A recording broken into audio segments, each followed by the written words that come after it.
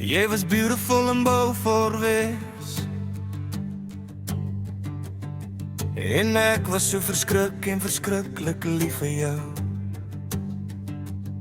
En ek en jy het op grafte en op treine, op Fort Fairlane se agtersitplekke gevry.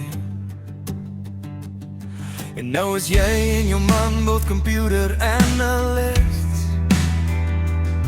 En last winter, you tried to cut above your waist.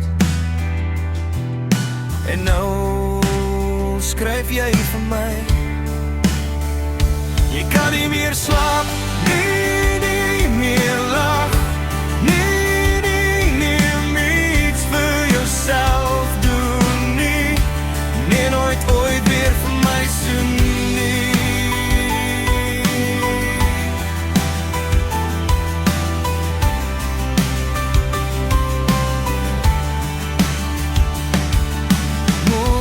Mooi was jou woorde ook, terwyl jy menthol sigarette rook en al die sweet dinge vir my sê, terwyl jy sweet in my arms lê en die presiese woorde ek presies vergeet. Ek onthou net die rook en die sweet in Beaufort Wes en jou kaal liggaam onder koel summer cotton dress.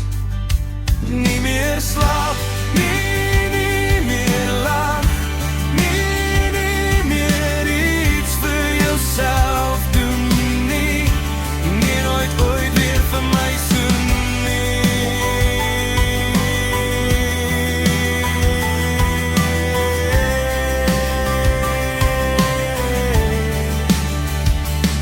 Het is miskien soos 'n storie uit die huisgenoot, maar jy het eendag skielik vir my weggestoot en in die rearview mirror jou gesig gekyk en gesê, miskien moet ek gelukkiger lyk. En daardie aand kon ek nie aan die slaap raak nie. Ek het gevoel my hart losruk uit my lyf en soos 'n roeiboot al in die rivier afdryf.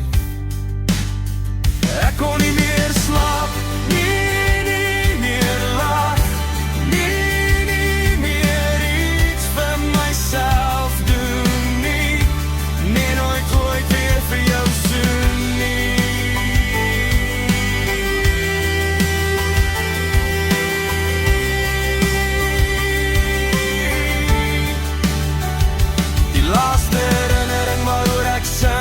Die nacht toe ek en jy die melktrein aan en aan die nacht en ry tot ander kan die ding dong gong van die breakfast waiter in die gang verby. Dit was my wake-up call, my lief, jy het gesê wees asseblief lief vir my, maar ek gedroom ons het in Beaufort Wes gaan woon en ek kon nie meer slaap, nie meer lag, nie weer iets ooit reg doen nie, nee nooit ooit weer vir jou soen